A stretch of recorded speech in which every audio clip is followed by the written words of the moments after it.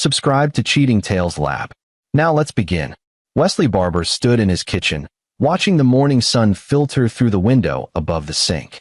At 52, he had the kind of weathered face that spoke of a life lived fully, lines etched around his eyes from years of hard decisions, a jaw that had clenched through countless difficult moments. His hands, wrapped around a coffee mug, were calloused but steady. These were hands that had built an empire from nothing, that had held his dying wife in a hospital room 12 years ago, that had raised 2 children alone.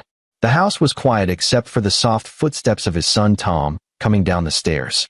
At 12, the boy had his mother's sharp eyes and Wesley's quiet intensity. He was small for his age, but there was something old in the way he observed the world, something that made adults uncomfortable when they caught him watching them too carefully.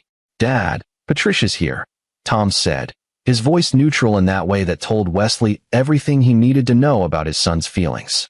Through the window, Wesley watched his daughter's BMW pull into the driveway. His driveway, the one he'd paid to have paved 15 years ago when Patricia was still in high school. She stepped out, 28 years old and beautiful in the way her mother had been, but there was a hardness in her expression now that made Wesley's chest ache.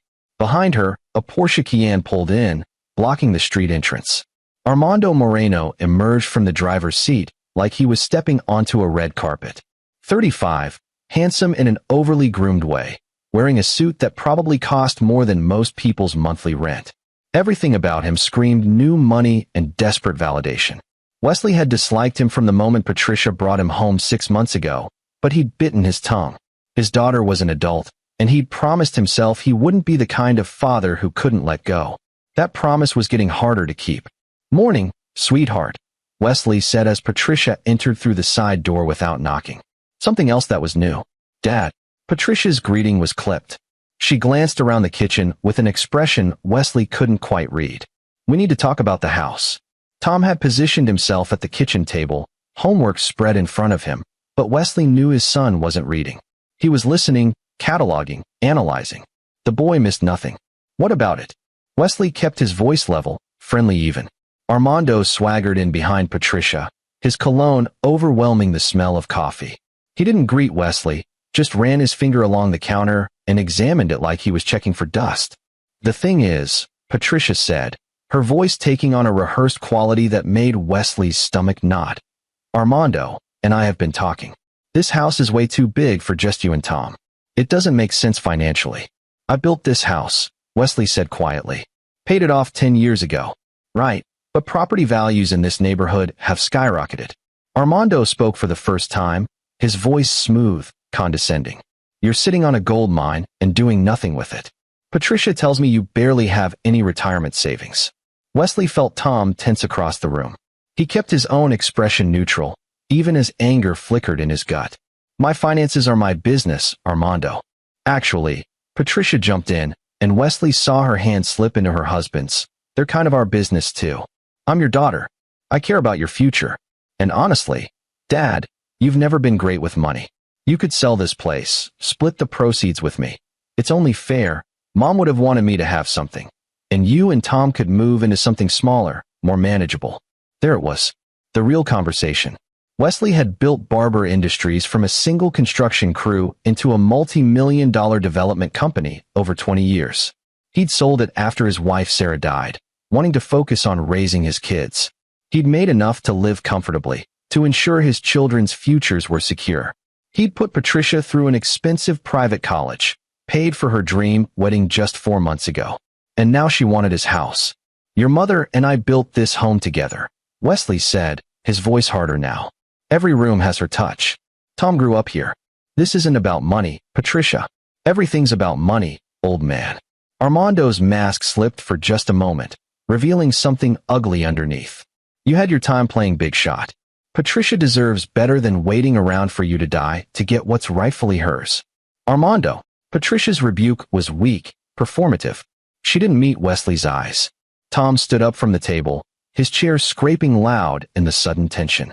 "You should leave," he said to Armando, his child's voice eerily calm. Armando laughed, actually laughed. "What are you, 10? Sit down, kid. Adults are talking." 12, Tom corrected. "And this is my home. You should leave."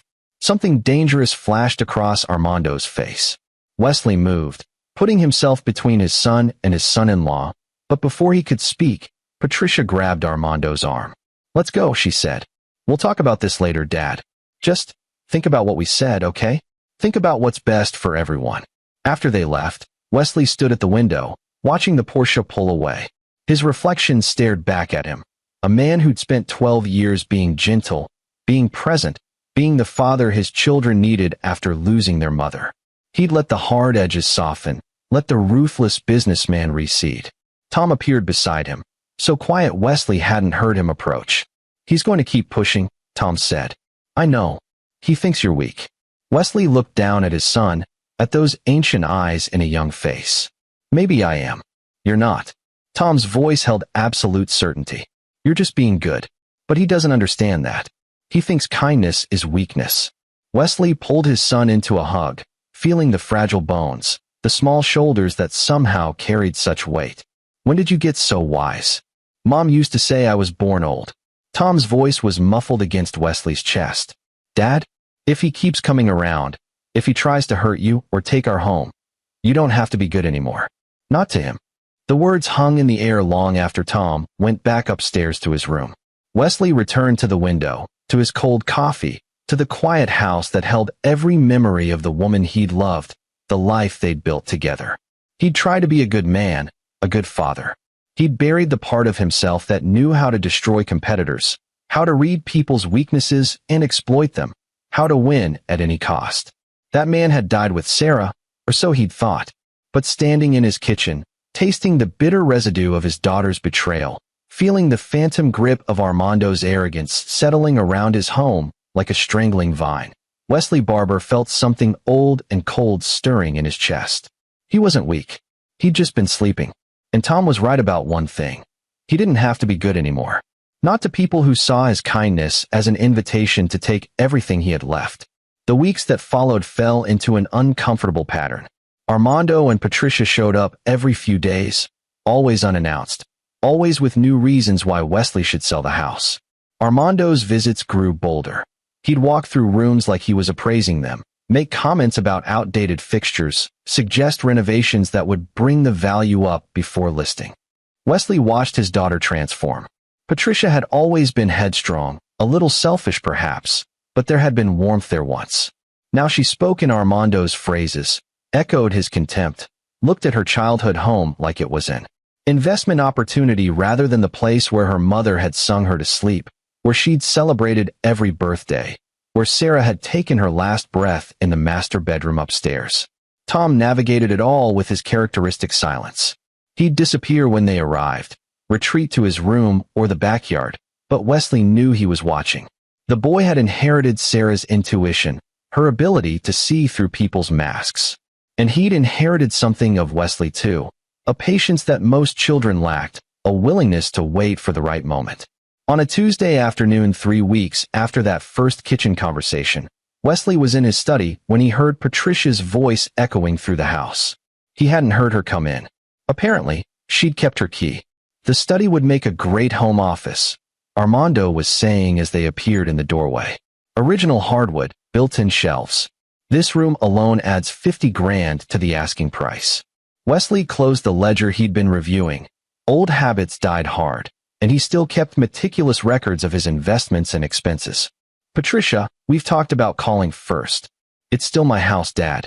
She said it without thinking, probably repeating something Armando had told her. Then she caught herself, had the grace to look uncomfortable. "I mean, it's where I grew up. I don't need to call." "Actually, you do." Wesley stood, moving around the desk to face them directly. He was tall, 6'2", and even at 52, he maintained the solid build of a man who'd worked with his hands before working with his mind. Armando was shorter, softer, the kind of man who'd never done physical labor in his life. Wesley saw him register the height difference, saw the compensating puff of his chest. "Listen, Wesley." Armando always used his first name, never called him Mr. Barber, another small disrespect. "We're trying to help you here. But my patience isn't infinite. Patricia has lawyers drawing up papers. You've got until the end of the month to agree to sell, or we're going to have to explore other options." "Other options?" Wesley's voice was dangerously quiet. Dad's not well, Patricia said suddenly, and Wesley's blood went cold. He's been forgetful, confused. We're worried about his ability to make sound decisions. I'm standing right here, Patricia. There's nothing wrong with my mind. That's what people with declining cognition always say. Armando smiled, showing too many teeth. We're just looking out for you. And for Tom. A 12-year-old needs stability, not a father who can't remember to pay the bills. I've never missed a payment on anything in my life. Yet. Armando pulled out his phone, started typing. Things change. People get old. Patricia and I, we're thinking about Tom's best interests. Maybe he'd be better off living with us, somewhere stable. The threat was clear. Wesley felt rage building in his chest, hot and dangerous, but he forced it down. Men like Armando wanted a reaction.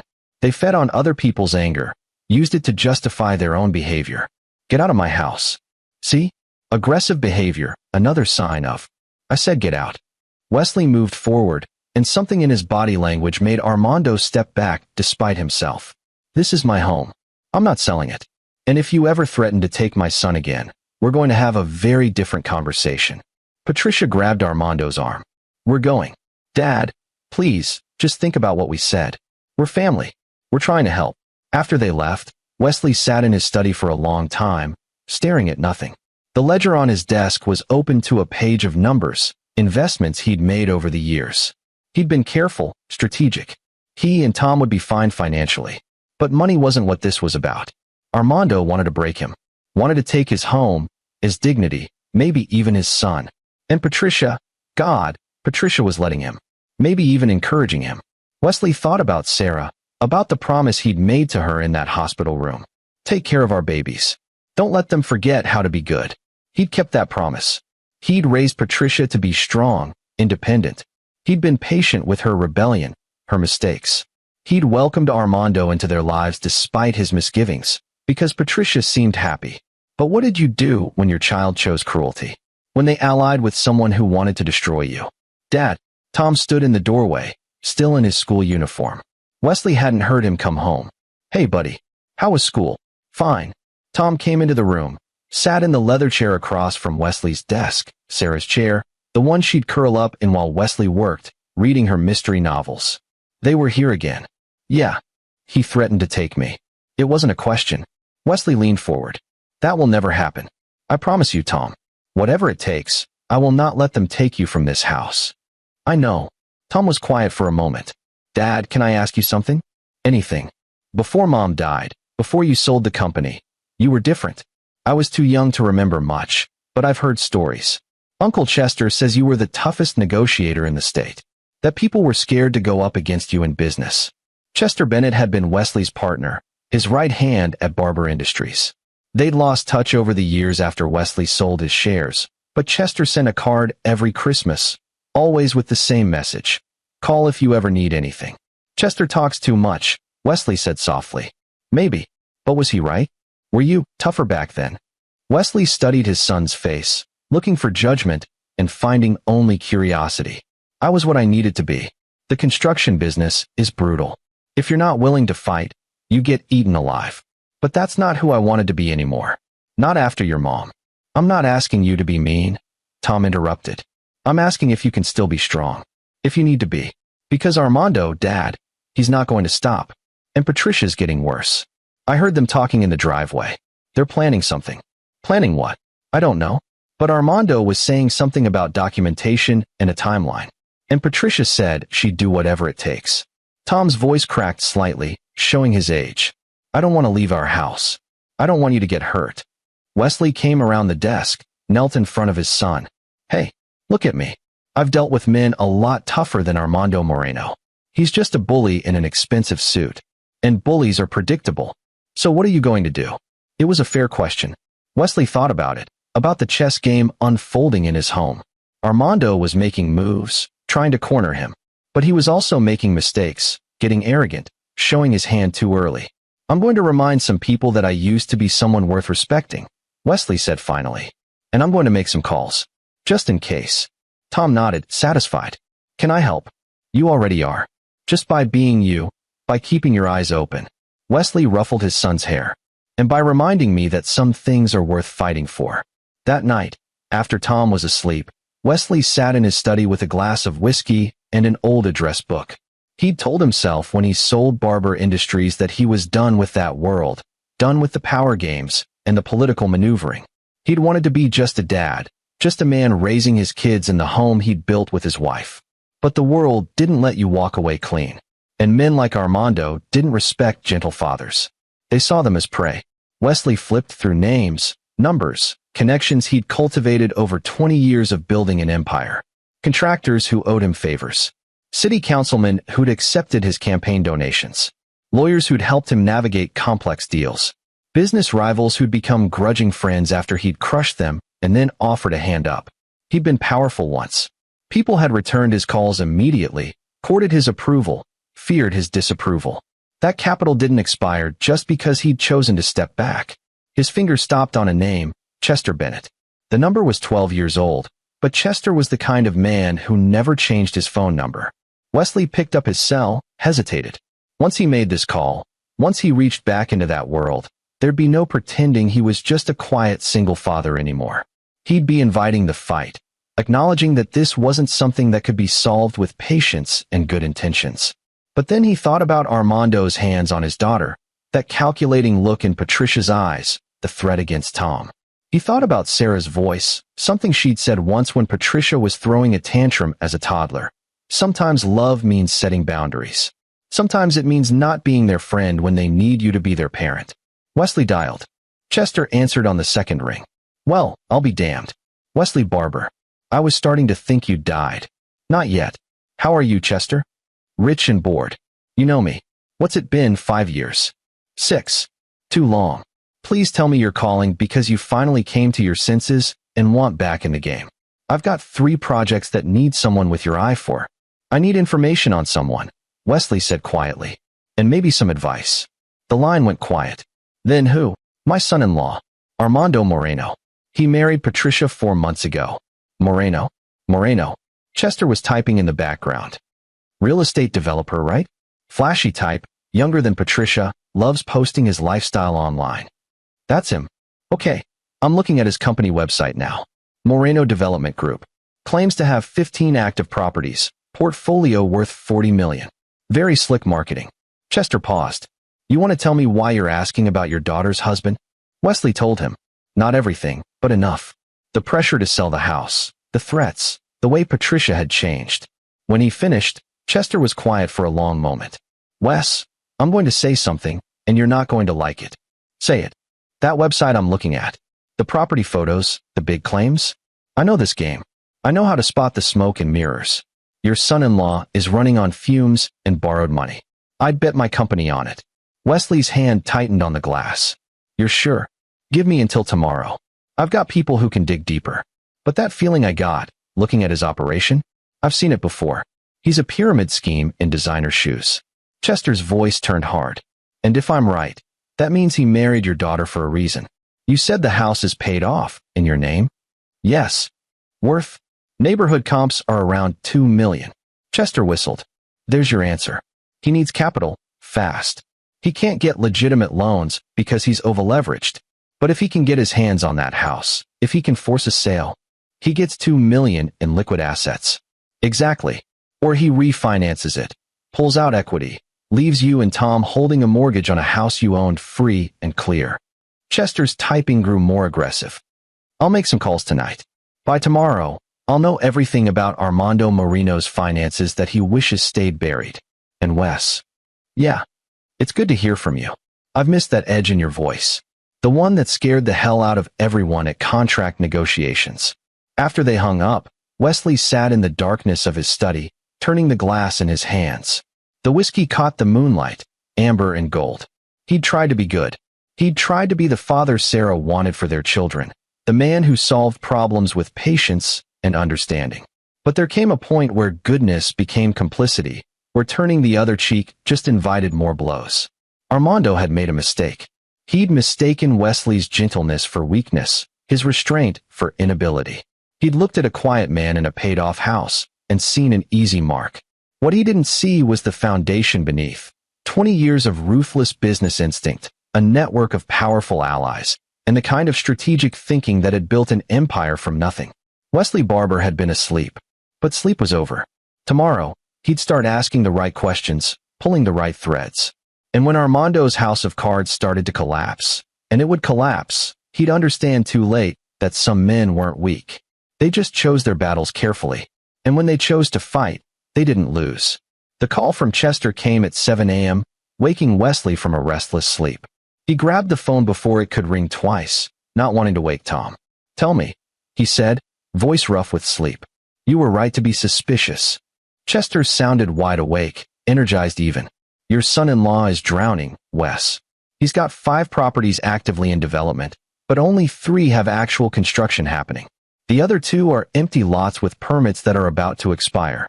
He owes contractors over $2 million, has 3 different banks calling loans, and he's being sued by investors in Florida for fraud." Wesley sat up, fully alert now. "Fraud? Yeah. Pre-sold condos that don't exist. Took deposits, spent the money on his lifestyle instead of on construction. They're moving to pierce the corporate veil, go after his personal assets." Chester paused. "Which means he has none.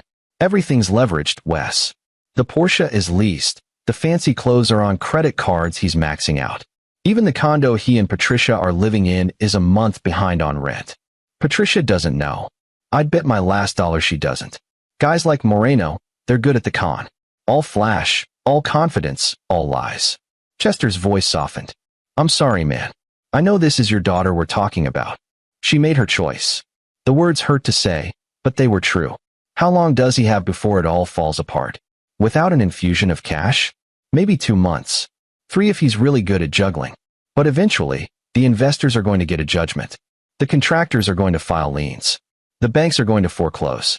He spent years building a house of cards, and it's all coming down. Unless he gets my house. Exactly. $2 million in equity? That buys him time. Pays off the most pressing debts, keeps the lawsuits at bay, lets him refinance, and start the whole game over. He probably thinks he's smart, marrying into money. Wesley thought about Patricia, beautiful and naive, probably thinking she'd found a successful businessman who could give her the glamorous life she'd always wanted. Had Armando researched her before they met? Had he known about Wesley, about the house, about the inheritance Patricia thought she deserved? What about the competency play? Wesley asked. Patricia mentioned getting lawyers, claiming I'm not fit to make decisions. Chester snorted. That's a long, messy legal battle. Adult guardianship requires serious proof, medical documentation, psychiatric evaluations. He might try it, but it would take months and cost a fortune he doesn't have. More likely, it's just intimidation. Trying to scare you into selling before you look too close at where the money's going. Thanks, Chester. I owe you. No, you don't. This is what friends do. Chester hesitated. But Wes, if you want me to make some calls, put some pressure on his business, make his life harder, say the word. I know people who know people. We could have his permits yanked, his loans called early, his investors pushing harder. It was tempting. Wesley could feel the old instincts rising, the ruthless businessman who would have crushed Armando without a second thought. But that approach had costs. It would hurt Patricia too, and despite everything, she was still his daughter. Not yet, Wesley said. Let me think about this. But keep digging. I want to know everything about him. Where he goes, who he talks to, what he's planning next. You got it. Oh, and Wes, whatever you decide to do, it's good to have you back. After breakfast, Wesley drove Tom to school. His son was quiet, staring out the window at the suburban streets rolling past. Chester called. Wesley said, Armando's in trouble. Financial trouble. Tom turned to look at him. How bad? Bad enough that he needs our house to stay afloat. That's what this is all about. Not family, not Patricia's inheritance. Just money. Are you going to tell her? It was the question Wesley had been wrestling with all morning. I don't know if she'd believe me. She's so deep in with him now. And if she does believe me, if she realizes he married her for the house. He trailed off, imagining Patricia's face, the devastation. She chose him over you, Tom said quietly. She laughed while he threatened you. Maybe she deserves to know the truth, even if it hurts. Wesley glanced at his son, surprised by the coldness in his voice. Tom, she's still your sister. She stopped acting like my sister when she married him. Tom's jaw was set, stubborn. I heard what they said about taking me away from you. I heard her agree to it. Family doesn't do that. Wesley pulled into the school drop-off lane, put the car in park. Hey, look at me.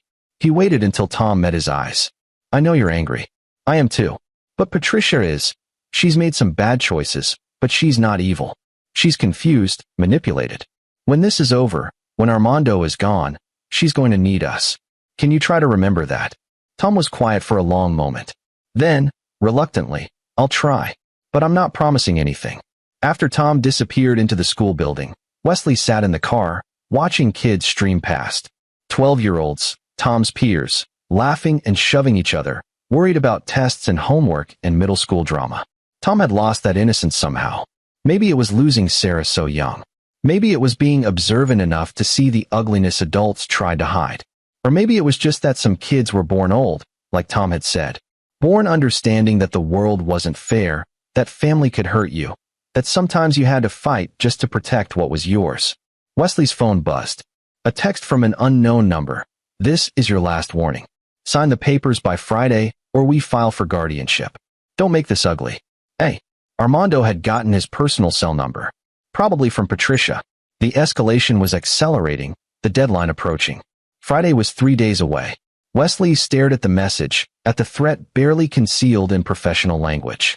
Then he forwarded it to Chester with a simple note. Exhibit A. Chester's response came immediately. Oh, he's dumb. Keep every text. I'll have my lawyer contact you within the hour. Wesley pocketed the phone and pulled out of the school parking lot. He had 3 days before Armando's artificial deadline. 3 days to decide how to handle this. The old Wesley would have already destroyed him, leaked the fraud case to local media, called in favors to have his permits pulled, maybe even arranged for some of those angry contractors to show up at his job sites asking uncomfortable questions. But that Wesley had retired. That Wesley had put his wife in the ground and promised to be better, softer, more present for his children. The question was, could you be a good man and still protect yourself? Could you be gentle and still fight back when someone tried to take everything you loved? Wesley thought about Tom's voice. You don't have to be good anymore. Not to him. Maybe his son was right. Maybe goodness had limits. Maybe there was a point where refusing to fight wasn't noble. It was just giving evil permission to win. His phone rang again. Chester, your lawyer's name is Marlene Irvin. Best family law attorney in the state. I'm sending you her number now. She'll get that guardianship threat killed before it starts. Thanks. And Wes, I've been thinking. You want to really end this? You want Armando gone for good. Chester's voice dropped. I can make that happen. Legally. Completely above board. But you'd have to be willing to play hardball. I'm listening. His investors in Florida, the ones suing him? They're looking for a local connection, someone who can help them track his assets, freeze his accounts before he moves everything offshore. If someone were to provide testimony, documentation, maybe some insights into his current schemes. Chester let the implication hang. You want me to help them destroy him. I want you to help them get justice. He defrauded people, Wes. Took their money and spent it on bottle service and luxury cars. Those investors, they're retired couples, small business owners who thought they were getting in on a good deal. They deserve to get their money back. And if helping them happens to also protect your house and your son, well, that's just efficient resource management. Wesley was quiet, thinking it through. If he testified against Armando, provided information about his current situation, it would accelerate the Florida case. The judgment would come faster, the asset freeze would be immediate. Armando would be financially destroyed before he could touch the house. But it would also devastate Patricia. She'd lose her husband, her lifestyle, the fairy tale she thought she was living. I need to think about it, Wesley said. Don't think too long. Friday's coming fast, and guys like Moreno, they don't play fair when they're desperate. Chester paused. But I'll tell you something else I found out this morning. Moreno's been taking Patricia to look at houses. Expensive houses, way outside their budget. Telling her they're going to upgrade, have kids, build a family. Using money from my house. Exactly. He's not just trying to steal from you, Wes. He's using your daughter to do it. Letting her think this is about her future, her family, her dreams. While really, he just needs her signature on some papers so he can cash out and disappear before the lawsuits catch up. That decided it. Wesley felt something cold and final settle in his chest. Armando wasn't just a con man. He was a predator. And if Wesley did nothing, Tom would learn that you could be victimized in your own home. that bad men could take what they wanted if you were too gentle to stop them. Set up the meeting with the Florida investors, Wesley said. And Marlene Irvin. I want to talk to both by end of day. Now that's the Wesley Barber I remember. Chester sounded satisfied. One more thing. You might want to install some security cameras around your property, just in case Armando decides to get creative before Friday. You think he'd try something physical? I think desperate men do desperate things. And you've got 12 years of being a civilian, Wes. Moreno's young, probably thinks he could take you in a fight. Don't give him the chance to try. After they hung up, Wesley drove home slowly, his mind working through scenarios and contingencies. The businessman in him, dormant for so long, was waking up fully now. He could see the board, see the pieces, see 3 moves ahead. Armando had made too many mistakes. He'd underestimated his opponent, shown his hand too early, backed himself into a corner. Now all Wesley had to do was wait for him to make the final, desperate mistake. And when he did, Wesley would be ready. The house was quiet when he arrived home. Too quiet. Wesley's instincts, honed from years of high-stakes negotiations, prickled. He paused in the foyer, listening. Footsteps upstairs. In his bedroom, Wesley moved quickly but quietly, taking the stairs 2 at a time. His bedroom door was open. Patricia stood in the center of the room, looking at her mother's jewelry box on the dresser. Patricia? What are you doing here? She jumped, guilty. Dad. I knocked. You weren't home, so you let yourself in. Again. Wesley moved into the room, positioning himself between his daughter and the jewelry box. What do you want? I wanted to look at Mom's things. Is that a crime? It is when you're here without permission, going through private belongings. Wesley's voice was harder than he intended, but he was tired of being understanding, tired of making excuses for her. Patricia's face flushed. Mom was my mother too. I have a right to her things. You have a right to memories. You have a right to visit, with permission. You don't have a right to walk into my house and rifle through her belongings whenever you want. Our house, Patricia corrected. Mom would have wanted me to have this house. She told me once that everything she had was for me and Tom, that we were her legacy. Wesley felt something crack in his chest. She said that when you were 10 years old. She meant her love, her values, the lessons she taught you. She didn't mean you should take my home while I'm still living in it. You're so dramatic. Patricia rolled her eyes, but there was something brittle in her voice. We're not trying to take anything. We're trying to help you, but you're too proud to see it. Help me by breaking into my house. Help me by threatening to have me declared incompetent. Help me by trying to take Tom away. Wesley's voice rose despite his best efforts. That's not help, Patricia. That's elder abuse. You're 52, not 80. Don't be ridiculous. Patricia grabbed her purse from where she'd dropped it on the bed. I came here to talk, to try one more time to make you see sense. But you're impossible. You've always been impossible. She pushed past him, headed for the door, but Wesley caught her arm. Gently, but firmly. Patricia, stop. Just for 1 second. Stop and listen to me. She froze, wouldn't look at him. I know about Armando's debts, Wesley said quietly. I know about the lawsuits, the failed projects, the fraud case. I know he's broke, that everything you think you're building with him is built on lies. Patricia yanked her arm free, turned to face him. Her eyes were bright with tears, but her voice was hard. You're a liar. You're jealous because I found someone successful, someone who can give me the life you never could. Armando is brilliant. He's building an empire. He's building a house of cards. And when it falls, it's going to crush you too. You don't know anything. Patricia's voice cracked. You sold your company and gave up. You've been hiding in this house for 12 years, playing Mr. Mom, pretending you're happy being nobody. But Armando is somebody. People respect him. People know his name. People know his name because he owes them money. Patricia slapped him. The crack echoed in the bedroom, sharp and final. For a moment, they both stood frozen, shocked. Then Patricia's face crumpled. I didn't mean. Get out. Wesley's voice was very quiet, very controlled. His cheek stung, but it was nothing compared to the pain in his chest. Get out of my house. Don't come back unless I invite you. Dad, I said get out. Patricia fled. Wesley heard her footsteps on the stairs, the front door slamming. Then silence. He stood in his bedroom, in the space he'd shared with Sarah, surrounded by her things, her jewelry box, her photos on the nightstand, her favorite painting on the wall. The room still smelled faintly of her perfume, though it had been 12 years. Or maybe that was just memory, just his mind refusing to let her go. I'm sorry, he whispered to the empty room. I'm sorry I couldn't protect her from this. From him. From herself. But Sarah was gone, and Patricia had made her choice. Now all Wesley could do was protect Tom, protect their home, and hope that when it was over, when Armando's lies were exposed, Patricia would find her way back to them. If she wanted to. If she could. Friday arrived with gray skies and cold rain, the kind of October weather that made Wesley think about winter coming, about the long dark months ahead. He'd spent the last 2 days in meetings with Marlene Irvin, who'd prepared a preemptive legal response to any guardianship filing, with the Florida investor's attorney, who'd been very interested in Wesley's testimony, with Chester, who'd organized everything with his usual efficiency. Now Wesley sat at his kitchen table with Tom, watching the clock tick toward 4 p.m., Armando's deadline. Neither of them had heard from Patricia since the slap, but Chester's contacts had reported that Armando was acting erratic, making phone calls, getting visibly agitated at job sites. A man on the edge. Dangerous. He's going to come here, Tom said.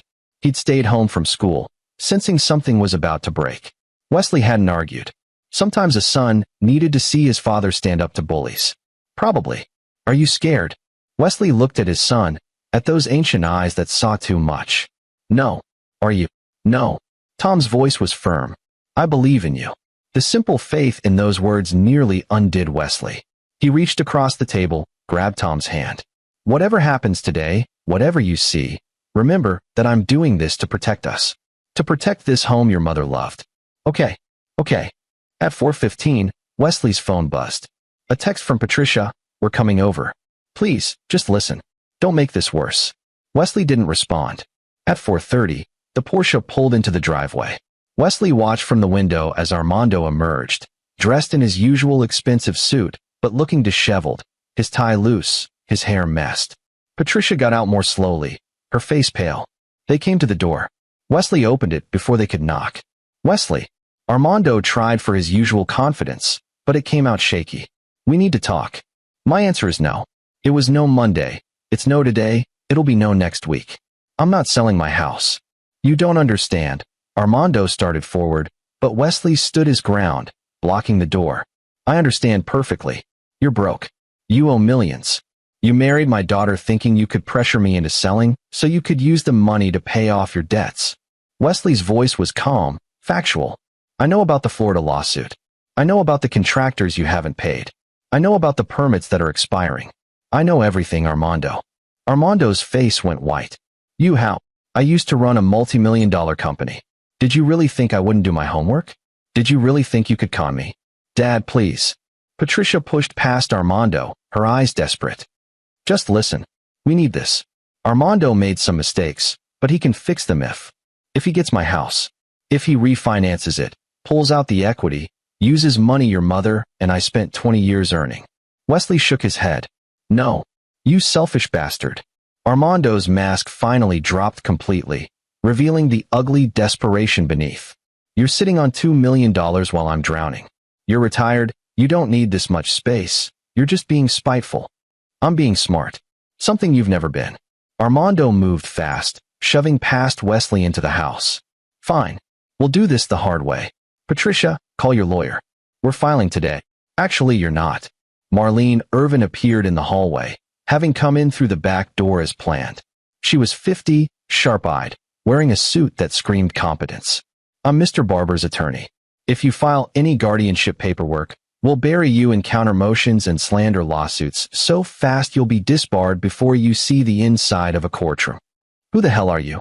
I'm the person who's going to explain the law to you very clearly. You have no legal right to this house. You have no claim on Mr. Barber's assets. And if you continue to harass him, I'll have a restraining order filed by end of day. Armando's eyes darted between them, calculation warring with panic.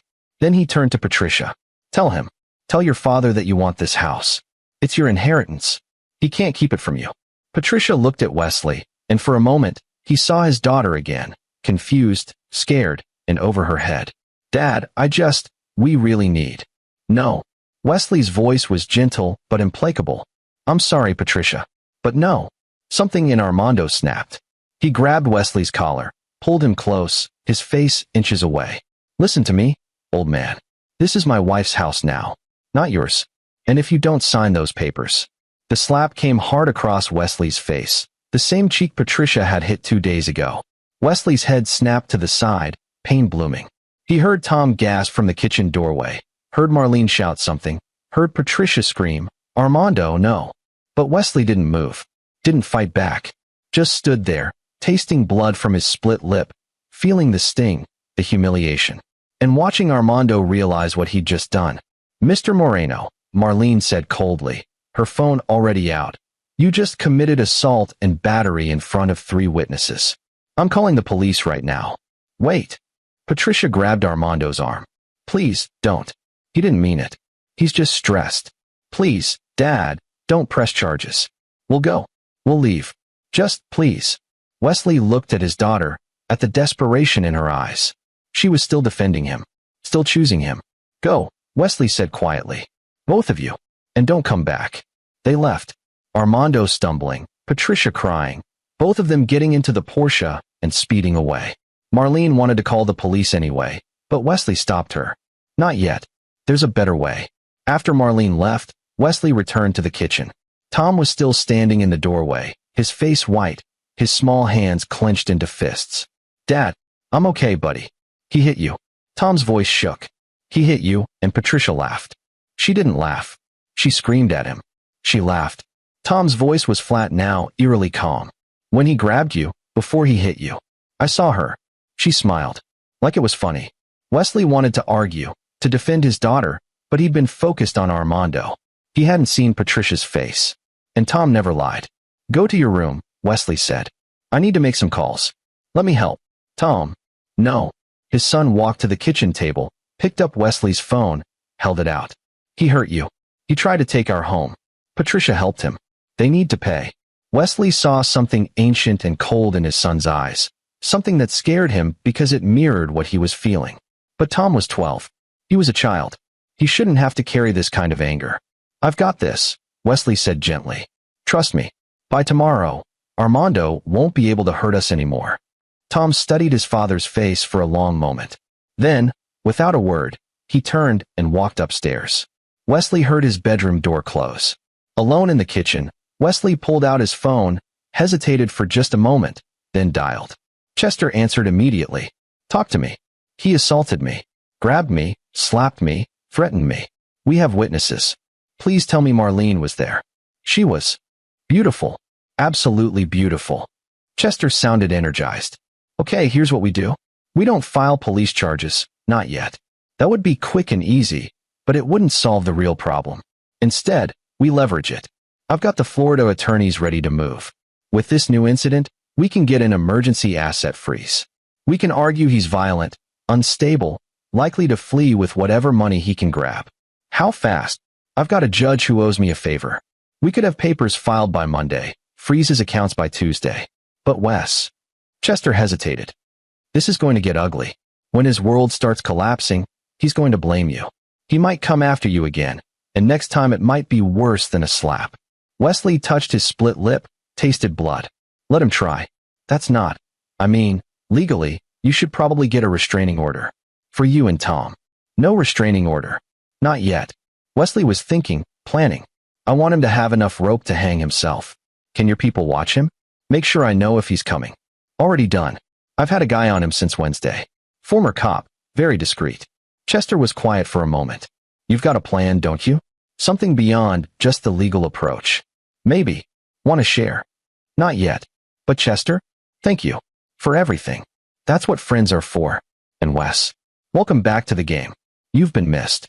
After they hung up, Wesley sat alone in his kitchen, eyes pressed to his swollen lip, and thought about next moves.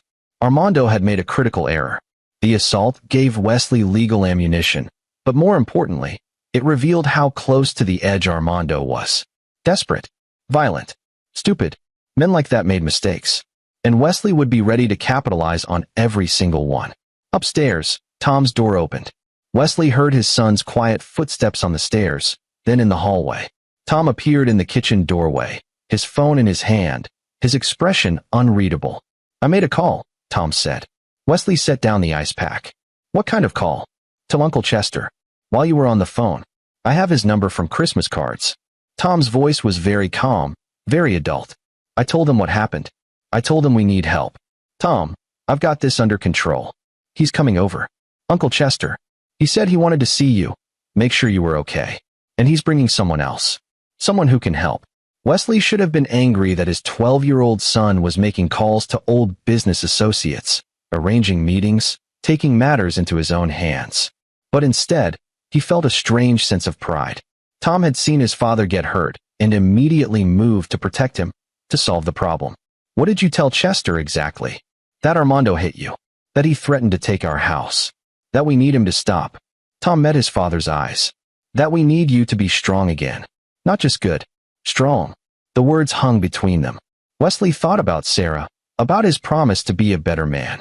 But he also thought about Armando's hand on his collar, Patricia's face, Tom's voice saying, "Don't worry, Dad. He won't trouble you from now on." "Okay," Wesley said finally. "Okay, let's do this right." Chester arrived an hour later with a man Wesley hadn't seen in 15 years. Guy Bolton had been Wesley's lawyer during the Barber Industries days. Sharp, aggressive, completely ruthless when he needed to be. Now he was grayer, softer around the middle, but his eyes still had that predatory gleam that had terrified opposing counsel. "Wesley." Guy gripped his hand firmly, studied his face with professional assessment. "That's going to bruise nice." "Good. Photographs well in court." "Good to see you too, Guy." They settled in the living room, Tom insisting on being present despite Wesley's protests. Eventually, Wesley gave in. His son had earned the right to be part of this. "Here's where we are," Guy said, pulling out a tablet with notes. "Armando Moreno is leveraged to hell. His company is technically bankrupt. He's been using new investor money to pay old investors. Classic Ponzi structure. The Florida lawsuit is the tip of the iceberg. I've found at least 3 other legal actions pending in different states." "How is he still operating?" Wesley asked. "Jurisdictional chaos. Each case is in a different state, different court. He's been playing whack-a-mole, settling small claims to avoid bigger judgments, using LLCs and shell companies to hide assets." Guy swiped through screens. "But today's assault changes everything. With witness testimony and his threatening texts, we can file an emergency petition to freeze all his accounts, halt his business operations, and force a comprehensive audit. That destroys him. That's the point." Guy looked up, his expression neutral. "Unless you want a different outcome?" Wesley thought about Patricia, about her face when she realized her husband was a fraud. What happens to her? To Patricia? Depends on how much she knew. If she was just a victim of his con, she walks away. Probably broke, probably embarrassed, but legally clean. If she helped him knowingly. Guy shrugged. Then she has bigger problems. She didn't know. Wesley said it with more confidence than he felt. She's naive, not criminal. Then she'll be fine. Eventually. Chester leaned forward. "But Wes, there's something else. Something Tom mentioned when he called me." Wesley looked at his son, who met his gaze steadily. "What did you tell them?" "The truth. That Armando won't stop until we make him stop. That legal stuff is slow, and he might hurt you again before it's over." Tom's voice was very calm. "I asked if there was a faster way." Guy and Chester exchanged glances. Then Guy spoke carefully. "There are alternative approaches. Nothing illegal, but aggressive. Things that would end this immediately." "Like what?" "Like calling in all his debts at once. I represent 3 of the contractors he owes money to. If they all file liens simultaneously, all his assets freeze. His bank accounts, his properties, his vehicles, everything stops. He wouldn't be able to operate his business, pay his rent, even access his credit cards." Guy paused. "It would destroy him financially within 48 hours. Is that legal?" "Completely. Creditors have every right to collect what they're owed. The fact that it would happen all at once, coordinated, in a way that leaves him no room to maneuver. Well, that's just efficient debt collection." Wesley considered it. Quick, brutal, final. Armando would go from flashy developer to broke and desperate overnight. But it also meant Patricia would face the fallout. "There's another option," Chester said quietly. "More personal." Meaning Armando assaulted you. In your home. In front of your minor child. The police would very much like to know about that. And while you could file charges quietly, handle it through the courts. Chester's smile was sharp. "You could also make sure the right people know. Contractors he owes money to. investors who are suing him, local media who love a good story about a con man getting caught. You want me to destroy his reputation.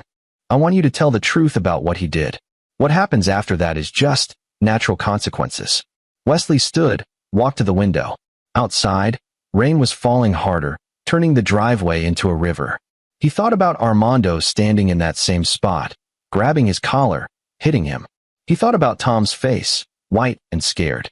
He thought about Patricia choosing to stand with a man who would hurt her father. And he thought about Sarah, about what she would want. Justice? Mercy? Protection for their son above all else? Here's what we do, Wesley said, turning back to face them. Guy, file your paperwork. Freeze his accounts, halt his operations, start the audit. Be aggressive but legal. I want him financially destroyed by next week. Done. Chester, I want you to make some quiet calls. Nothing to the media, not yet. But talk to the contractors, the investors, the banks. Let them know about the assault, about his desperation. Let them draw their own conclusions about what he might do next. That'll make them move faster on their claims. Could accelerate his collapse from months to weeks. Good. Wesley looked at Tom. And you, kiddo, you're done making calls to my old associates, understood? I appreciate what you did, but from here on out, I handle this. Tom nodded, but something in his expression said he wasn't making any promises. After Guy and Chester left, Wesley and Tom sat together in the living room, listening to the rain. Tom had positioned himself close to his father, protective, vigilant. Dad, can I ask you something? Always. When you were building your company, when you were tough and people were scared of you, were you happy? It was an unexpectedly deep question from a 12-year-old. Wesley thought about those years, the long hours, the cutthroat negotiations, the constant pressure. I was successful. I was respected, but happy. He shook his head. Not like I was happy with your mom. Not like I'm happy being your dad. But you were strong. I was hard. There's a difference. Tom was quiet, processing. What if you could be both? Strong and happy? Tough when you need to be, but still good. Wesley pulled his son close. That's the goal, buddy. That's what I'm trying to figure out. How to protect us without becoming the kind of man your mom wouldn't recognize. I think she'd understand. Tom's voice was muffled against Wesley's chest. I think she'd want you to fight back. To not let bad people win just because you're trying to be nice. Maybe Tom was right. Maybe Sarah would understand that sometimes love meant being fierce, meant protecting your family with everything you had, meant drawing lines and enforcing them. Wesley's phone buzzed. A text from an unknown number. You're going to regret this. I know where you live, where your kid goes to school. Drop the legal action or things get worse. Hey, Tom saw it too. He's threatening us. Yeah. Wesley forwarded the message to Marlene, to Guy, to Chester. But he's also giving us more evidence. Every threat, every text, every stupid move he makes just tightens the noose. What if he doesn't care about evidence? What if he just wants to hurt us? It was the question Wesley had been avoiding. Armando was desperate, violent, cornered. Men like that didn't think rationally. They lashed out. Then we'll be ready. Wesley stood, made a decision. Stay here. He went to his study, to the locked cabinet in the back corner. Inside was a handgun he'd bought years ago for home protection, barely fired except at the range. He'd almost forgotten it was there. But now, looking at Tom's scared face, feeling his own split lip throb, he was glad he had it. He checked the weapon, loaded it, set it on the desk where he could reach it quickly. Tom appeared in the doorway. Is that really necessary? I hope not. But better to have it and not need it than the other way around. Wesley saw his son's expression and softened. Hey, we're going to be okay.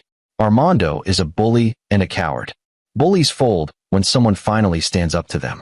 And if he doesn't fold, then I'll make sure he never threatens my family again, Wesley thought. But to Tom, he just said, then we handle it. Together. That night, Wesley barely slept. He kept his phone close. The security app Chester had installed showing camera feeds from around the property.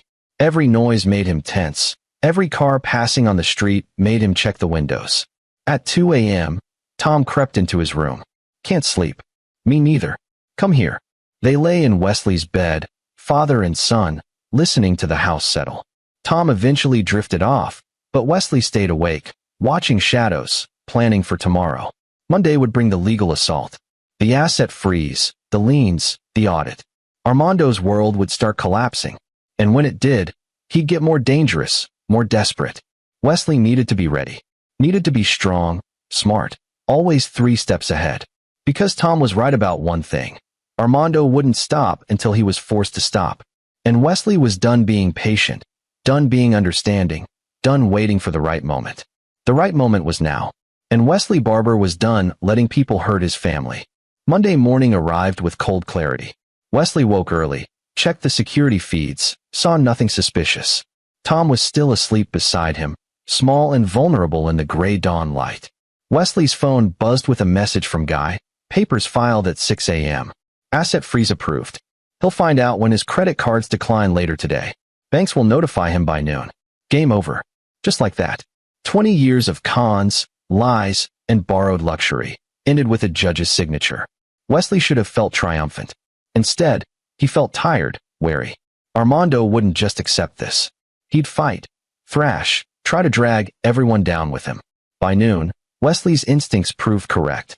His phone exploded with calls from Patricia, 17 in 2 hours, all unanswered. Then came the voicemails, each one more frantic. Dad, something's wrong with our accounts. Armando says his credit cards aren't working. What did you do? Please call me back. He's freaking out. He says you filed some kind of legal action. Dad, please. Why are you doing this to us? To me? I'm your daughter. The last message was just crying, wordless and desperate. Tom listened to them with Wesley, his face expressionless. When the last one finished, he said quietly, "She still doesn't get it. She thinks you're the bad guy. She will. Eventually." Wesley hoped that was true. When she sees what he really is, when the lies all come out, she'll understand. And if she doesn't? Wesley didn't have an answer for that. At 2 p.m., Chester called. "You need to see this." He sent a link to a local news website. The headline made Wesley's stomach drop. Local developer faces fraud allegations, asset freeze. The article was comprehensive, details about the Florida lawsuit, interviews with unpaid contractors, speculation about a Ponzi scheme. And buried in the third paragraph, Moreno recently married Patricia Barber, daughter of retired businessman Wesley Barber, whose family home became a point of contention in recent weeks. They named her, Wesley said. They named Patricia. I tried to keep her out of it, Chester said. But reporters dug. Someone talked. It happens. Now Patricia wouldn't just lose her husband. She'd be associated with his crimes, questioned about what she knew. Her name would be linked to fraud, to lies, to failure. Wesley had wanted to protect her. But in trying to save his home, save his son, he'd exposed her to something worse. Wes? You there? Yeah, I'm here. Wesley pinched the bridge of his nose, feeling a headache building. What's the fallout going to be for her? Legally? Probably nothing if she wasn't involved. Socially? Chester sighed. People are going to talk. She'll be the woman who married a con man. Some will sympathize, some will wonder what she knew. She didn't know. She's not smart enough to pull off this kind of con. You mean she's too trusting, too naive? Same difference. Wesley's doorbell rang. Through the window, he saw Patricia's BMW in the driveway. She was alone. Thank God, no Armando. Her face was blotchy from crying, her usually perfect makeup smeared. She's here, Wesley told Chester. I need to go. Be careful. She's going to be angry, hurt. Might say things she doesn't mean. Story of the last 4 months. Wesley opened the door. Patricia pushed past him into the house, spinning to face him in the foyer. How could you? Her voice was ragged, broken. How could you do this to us? Patricia. They froze our accounts. Everything. I went to get coffee this morning and my card was declined. I called the bank and they said there's some kind of legal hold, that Armando's assets are frozen pending an audit. She was shaking, her hands clenched. And then I saw the news. Everyone knows now. My friends, my colleagues, everyone. They're all asking me what I knew, if I helped him, if I was part of it. I'm sorry. Sorry? You're sorry. Patricia's laugh was hysterical. You destroyed my husband. You destroyed my life. And you're sorry. Your husband was destroying himself long before I got involved. I just sped up the inevitable. He made mistakes. He was trying to fix them. But you couldn't leave it alone. You had to be vindictive, had to get revenge because your feelings were hurt. Wesley kept his voice calm, though anger was building. He assaulted me. In my own home. In front of your brother. You probably provoked him. You've been horrible to him since we got married. Always looking down on him. Making him feel small. I've been polite. I've been patient. I've tried to be understanding while he systematically tried to steal my house. Patricia's face crumpled. It's not stealing. I'm your daughter. This house should be mine someday anyway. He was just trying to move up the timeline, to help us get a fresh start. With my money. Without my consent. While lying to you about his debts, his lawsuits, his failing business. Wesley stepped closer. Patricia, he married you for this house. For the equity. He saw you as a mark, not a wife. That's a lie. He loves me. Then where is he right now? Why isn't he here, fighting for you, explaining what happened? Why are you the one standing in my foyer, defending him, while he's probably trying to figure out how to disappear before the fraud charges stick? Patricia slapped him. Same cheek, same side. The split lip from Armando's blow reopened, blood welling. They stood frozen, Patricia's hands still raised, both of them shocked. Go, Wesley said quietly. Get out of my house. Dad, I said go. And don't come back. You made your choice. You chose him over your family. Now live with it. Patricia's face did something complicated. Rage, grief, guilt, all warring. Then she turned and ran, slamming out the front door, the BMW peeling out of the driveway with a screech of tires. Tom appeared on the stairs. She hit you again. Yeah. Wesley touched his lip, looked at the blood on his fingers. And you still defended her. Told Chester she didn't know anything. She didn't. She chose to not know. That's different. Tom came down the stairs, looked up at his father. When do you stop protecting people who hurt you? It was a question Wesley didn't have a good answer for. When did love become enabling? When did forgiveness become permission? I don't know, he admitted. But I know I'm done letting them hurt us. Whatever comes next, we handle it together. But no one gets to hit me in my own home anymore. No one gets to threaten to take you away. That line is drawn. Tom nodded, satisfied. Good. They spent the rest of the day monitoring the situation. Chester sent updates. Armando had been served with papers from multiple creditors. His business bank accounts were frozen. Contractors were filing liens on his properties. His empire was collapsing in real time, and it was brutal to watch even from a distance. At 6 p.m., Wesley's phone rang. Unknown number. He almost didn't answer, but something made him pick up. Wesley Barber. A woman's voice, professional, clipped. Yes. This is Detective Marion Donaldson with the police department. I'm calling about a domestic incident report. Someone named Armando Moreno alleged that you threatened him, that you've been harassing him and his wife. Wesley's blood went cold. That's not true. He showed us texts, emails. He's claiming you're trying to extort him, that you're making false allegations to cover up your own financial crimes. The bastard was trying to flip the script, trying to make Wesley the villain. Detective, I have 3 witnesses to Mr. Moreno assaulting me in my home. I have threatening texts from him. I have documented evidence of his attempts to coerce me into selling my property. If he's making counter-allegations, he's lying. We'd like you to come in for questioning. Tomorrow morning. Just to get your side of things. I'll have my lawyer present. That's your right. 9 a.m. I'll be there. After he hung up, Wesley immediately called Guy Bolton. Armando's trying to get me arrested. He filed a police report claiming I'm the one harassing him. Guy swore. He's desperate. Trying to create leverage, muddy the waters. Don't worry. With Marlene's witness statement and the documented threats, this won't go anywhere. But it's smart. I'll admit, it's smart. If he can make you look like the aggressor, it undermines everything else. So what do? You go in tomorrow with me. You tell the truth. You show them the evidence. And then we file our own charges: assault, harassment, attempted extortion. We hit back twice as hard. Guy paused. But Wes? This means he's cornered. Really cornered. Men like that, they don't think straight. Watch your back. That night, Wesley installed extra locks on all the doors, triple-checked the security system, kept his gun close. Tom seemed to sense the danger, staying near his father, both of them jumping at every noise. At 11 p.m., Wesley's phone buzzed with a text from Armando. Tomorrow you're going to tell the police you lied. You're going to drop all the legal actions. Or I'm coming for your son. Wesley showed it to Tom, who read it without expression. He threatened me directly now, Tom said. That's good, right? More evidence. Yeah. Wesley forwarded the text to Guy, to Marlene, to Detective Donaldson. But it also means he's past caring about consequences. He's all in now. Are you scared? Wesley looked at his 12-year-old son, at the trust and confidence in his eyes. No. Are you? No. I believe in you. Those simple words, that absolute faith, steadied something in Wesley's chest. He'd spent 12 years being a good father, patient and kind. But now his son needed him to be more than good. He needed him to be strong, protective, unmovable. And Wesley would be. Whatever it took. Get some sleep, Wesley said. Tomorrow we go to the police, we tell the truth, and we let justice handle Armando Moreno. But as Tom went upstairs and Wesley sat alone in the darkness, he couldn't shake the feeling that this wasn't over. That Armando had one more move to make. And when he did, Wesley would be ready. Tuesday morning broke cold and clear.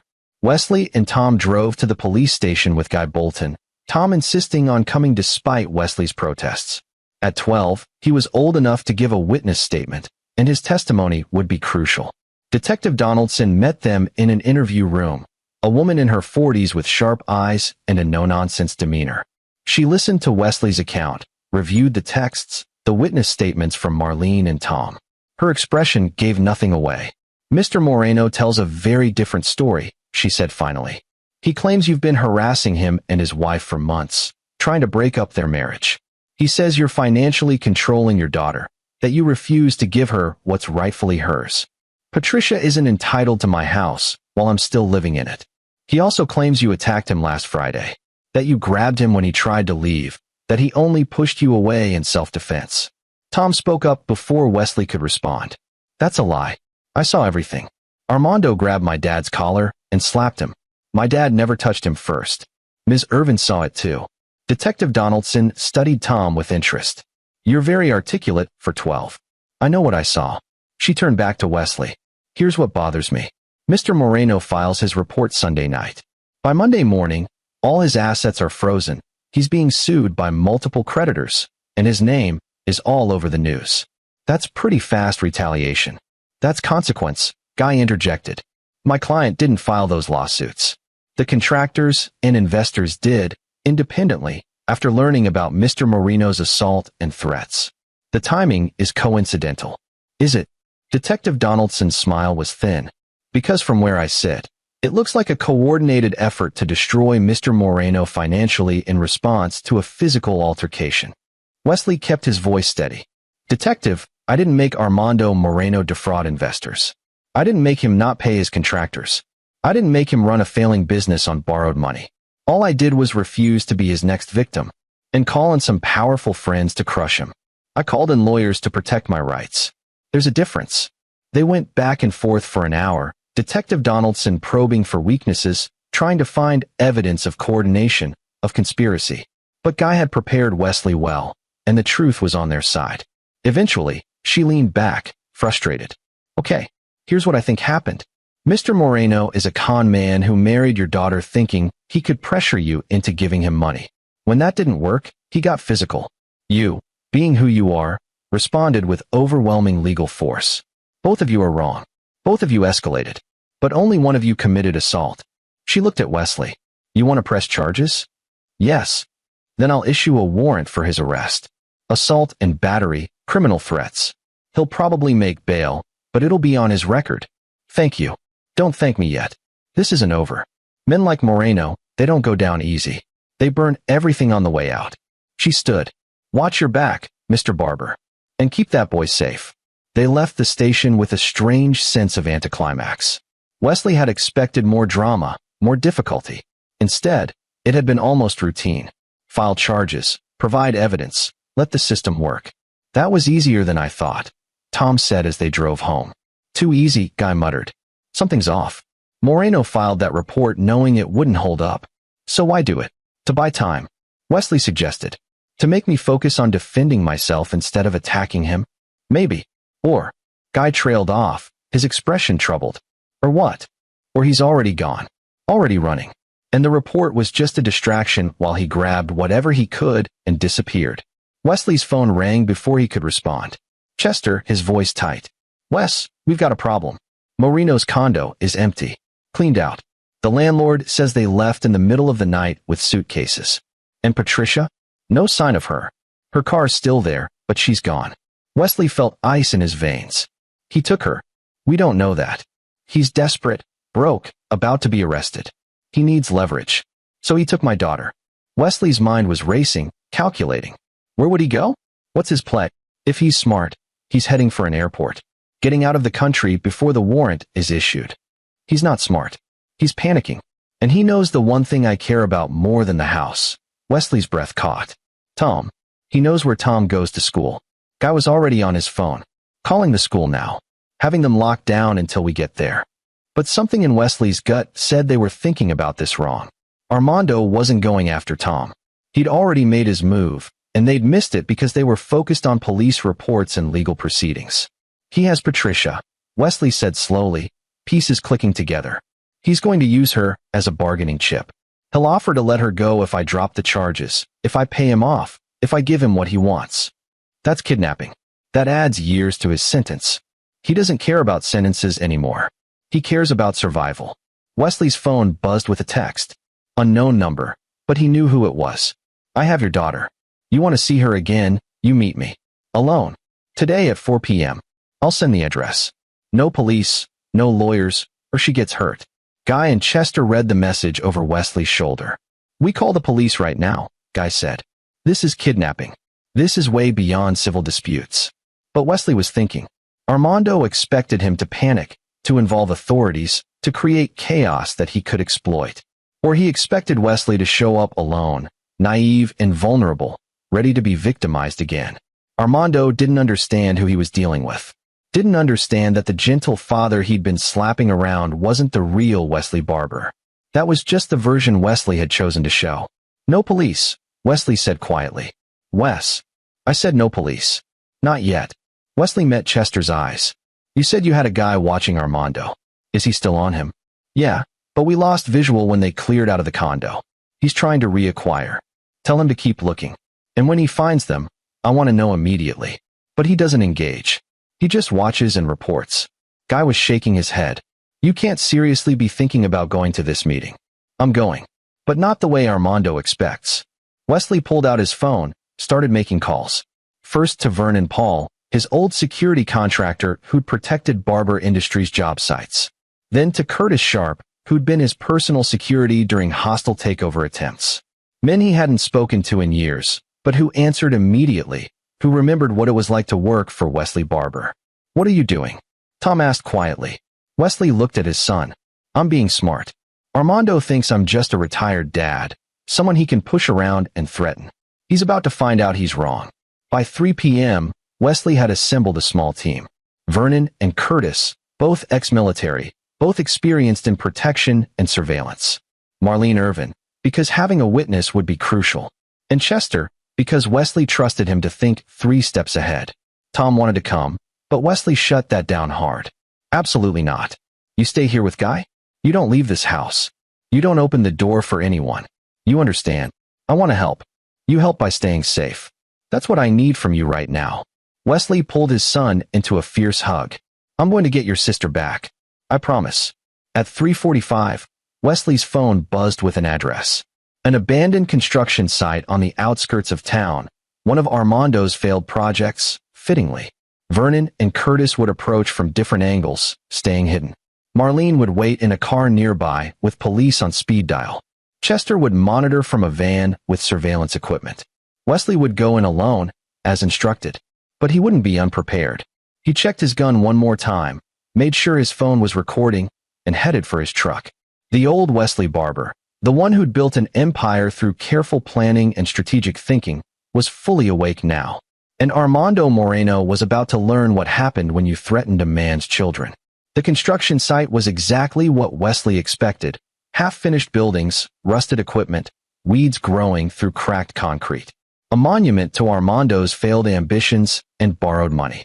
The sun was setting, casting long shadows through the skeletal structures. Wesley parked where Armando had instructed, got out slowly, hands visible. He spotted Armando's Porsche. Of course he'd kept the leased car even while everything else crumbled, parked near a half-built office building. Armando emerged from behind a pillar, Patricia gripped tightly by his arm. She looked terrified, her eyes red from crying, a bruise blooming on her cheek. Wesley felt rage surge through him, hot and primal, but forced it down. Emotion was a weakness. He needed to be cold, calculating, strategic. Let her go, Wesley called out, his voice carrying across the empty site. Not until we have a deal. Armando's voice was high, frantic. You're going to drop all the charges. You're going to call off your lawyers, tell the contractors to back off. And you're going to give me $500,000. Cash. Tonight. Wesley almost laughed. I'm not giving you anything. Then your daughter gets hurt. Armando shook Patricia roughly. She whimpered. Dad, please, Patricia sobbed. Just give him what he wants. Please. Wesley took a slow step forward, hands still visible. Patricia, has he hurt you? He pushed me. Slapped me when I tried to leave. Her voice broke. I didn't know, Dad. I didn't know about any of it. The lawsuits, the debts, the lies. He told me it was all your fault, that you were lying about him. But then I saw the papers, the evidence, and I realized. She dissolved into tears. Shut up. Armando yanked her back. She doesn't get to play victim now. She loved the money, the lifestyle, the expensive dinners and shopping. She never asked where it came from. She's as guilty as I am. She's not, Wesley said quietly. She's naive and she made bad choices, but she's not a criminal. You are. I'm a businessman. I made investments that didn't pay off. That's not a crime. Fraud is. Assault is. Kidnapping definitely is. Wesley took another step. Let her go, Armando. This is over. The police know you have her. They're probably on their way right now. If you let her go, if you surrender peacefully, maybe you get bail, maybe you negotiate a plea. But if you hurt her, if you do anything stupid, you spend the rest of your life in prison. I'm not going to prison. Armando's voice cracked. I just need time. Time to fix things, to make things right. The $500,000, it's nothing to you. You're rich, you can spare it. I'm comfortable. I'm not rich. And I wouldn't give you $1 if I was. Armando pulled out a gun, small, cheap, probably bought illegally. The sight of it made Wesley's blood run cold, but he kept his expression neutral. Vernon and Curtis would have seen it too, would be moving into position. I'll kill her. Armando pressed the gun to Patricia's temple. She screamed. I swear to God, I'll kill her right now. Give me the money. No. Wesley's voice was steel. Because you won't kill her. You need her as leverage. The second she's dead, you lose any chance of getting out of this. So either you let her go and run, in which case I'll hunt you down, but at least my daughter is safe, or you hurt her and my friends over there. Wesley gestured casually to where Vernon and Curtis were positioned, their presence now obvious. They put you down like a rabid dog. Armando's eyes went wide, darting between the two armed men who'd appeared from the shadows. His gun hand started shaking. You said come alone. I lied. Same way you've been lying to everyone for years. Wesley took another step forward. It's over, Armando. You lost. The question now is whether you walk away from this with any shred of dignity, or whether you go down as the pathetic con man who couldn't even run a scam right. For a moment, Wesley thought Armando might actually pull the trigger. His finger was on the trigger, his face twisted with rage and desperation. Patricia was sobbing, her eyes squeezed shut, waiting for the bullet. Then Armando made his final mistake. He shoved Patricia away, toward Wesley, and raised the gun to aim at Wesley instead. You ruined everything. You couldn't just help. You had to be selfish, had to hold on to your precious house, had to destroy me. Wesley moved faster than a 52-year-old man should be able to move. He ducked low, came up inside Armando's guard, and drove his fist into Armando's solar plexus. The gun went off. Wesley felt the bullet whip past his ear, but then Vernon and Curtis were there, tackling Armando, disarming him, pinning him to the concrete. Patricia ran to Wesley, collapsed against him, shaking and sobbing. Wesley held her with one arm, while his other hand checked her for injuries. The bruise on her face, some scrapes on her arms, but nothing critical. I'm sorry, she kept saying between sobs. I'm so sorry, Dad. You were right. About everything. He was using me. He was lying. He never loved me. I'm so sorry. Shoo. It's okay. You're safe now. Wesley pressed his face to her hair, feeling the terror start to drain away. She was alive. Tom was safe at home. They'd survived. Sirens wailed in the distance. Marlene had called the police the moment the gun came out. Within minutes, the site was swarming with officers, an ambulance for Patricia, a paddy wagon for Armando. Detective Donaldson arrived with the cavalry, took one look at the scene, and shook her head. I told you this wasn't over. You did. Wesley was sitting on the bumper of the ambulance, watching paramedics check Patricia. But it is now. He fired a weapon at you. That's attempted murder on top of everything else. He's going away for a long time. She studied Wesley with a new respect. You handled this pretty well. For a retired businessman. I had good help. After the police finished their statements, after Patricia was cleared medically and Armando was hauled away in cuffs, Chester drove Wesley and Patricia home. She sat in the back seat, wrapped in a blanket, silent now, staring at nothing. Tom was waiting on the porch when they pulled up, guy beside him. He ran to Wesley, hugged him hard. You did it. You got her back. We got her back. Wesley looked at Patricia, who was climbing slowly out of the car, fragile and broken. Tom, your sister needs you. Can you be there for her? Even after everything. Tom looked at Patricia for a long moment. Then, quietly, only if she's sorry. Really sorry. Not just because she got caught. Patricia heard him, met his eyes. I am sorry. I chose wrong. I believed him over Dad, over you. I let him make me mean and greedy. And I'm sorry. Tom studied her, weighing her words. Then he nodded. Okay, then I forgive you. The simple generosity of it, the instant forgiveness, made Wesley's eyes burn. His son was 12 and already understood something many adults never learned. That family meant showing up, even when it was hard. Especially when it was hard. They went inside together, all of them, and it felt like breathing for the first time in months. The house that had been a battlefield was just a home again. The weeks that followed brought a strange normalcy. Armando was charged with fraud, assault, kidnapping, and attempted murder. He tried to make bail, but the judge deemed him a flight risk. Patricia filed for divorce immediately, the proceedings mercifully quick since they'd only been married 4 months and had no shared assets. Armando had nothing to split anyway. Patricia moved back home temporarily, sleeping in her old room, slowly rebuilding her relationship with her father and brother. It wasn't easy. There were hard conversations, tears, moments of anger and hurt on all sides. But there was also healing. One evening 2 weeks later, Wesley and Tom were in the study when Patricia knocked tentatively on the doorframe. Can we talk? Wesley gestured to the couch. Patricia sat, twisted her hands in her lap. I need to tell you something. About that day, when Armando hit you the first time. Tom tensed. You laughed. No. I smiled. For just a second. And that's almost worse. Patricia's voice was thick with shame. I smiled because part of me was glad he was putting you in your place. He'd spent weeks telling me you were too controlling, that you didn't respect me as an adult, that you were keeping me from my inheritance. And when he grabbed you, when you just stood there and took it, I thought. She swallowed hard. I thought it proved he was right, that you were weak, that I'd chosen someone stronger. Wesley felt the words like physical blows, but he kept his expression neutral. But then he hit you, and I watched you taste blood, washed your face, and I saw. Patricia's voice broke. I saw how much pain I'd caused you. Not the physical pain from the hit. The pain of your daughter betraying you. And I felt sick. I screamed at him to stop. And from that moment, I started seeing everything clearly. How he'd manipulated me, isolated me from you, turned me against my own family. Why didn't you leave then?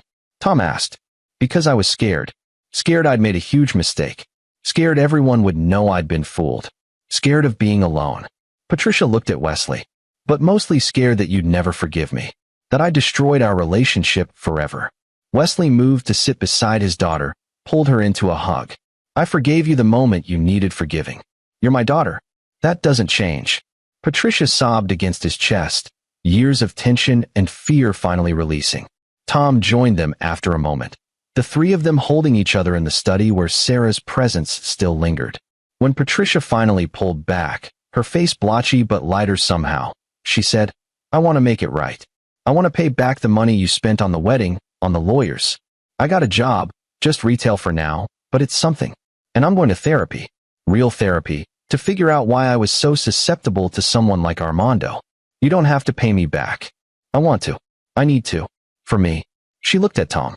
And I want to be your sister again. If you'll let me. Tom nodded. You are my sister. You were just confused for a while. It was going to take time. Patricia would need to rebuild trust, prove her commitment to change. But Wesley could see his daughter again. Not the cold stranger who'd chosen Armando, but the smart, funny, occasionally selfish, but ultimately good person Sarah had raised. 3 months later, Armando Moreno pleaded guilty to multiple charges in exchange for a reduced sentence. 15 years, eligible for parole in 10. The Florida investors got a judgment against him, though they'd never collect. He had nothing left to take. Patricia was there for the sentencing, sitting between Wesley and Tom. When the judge read the sentence, she didn't smile or celebrate. She just squeezed Wesley's hand. "Thank you," she whispered, "for not giving up on me, even when I gave up on myself." The house went back to being a home. Patricia moved out after a few months, got her own apartment, started rebuilding her life. She visited every Sunday for dinner, slowly repairing the damage she'd done. Tom forgave her more easily than Wesley expected, but then Tom had always been wise beyond his years. One evening in early spring, Wesley stood in his backyard, looking at the house he and Sarah had built. Tom was doing homework at the kitchen table. Patricia was coming for dinner. His life was quiet, simple, good. Chester called, his usual greeting loud and cheerful. "There's my favorite hermit. How's retirement treating you? Can't complain. You? Bored? Listen, I've got a development project downtown. Needs someone with vision, someone who understands structural integrity and aesthetics. Someone who used to be the best in the business." Chester paused.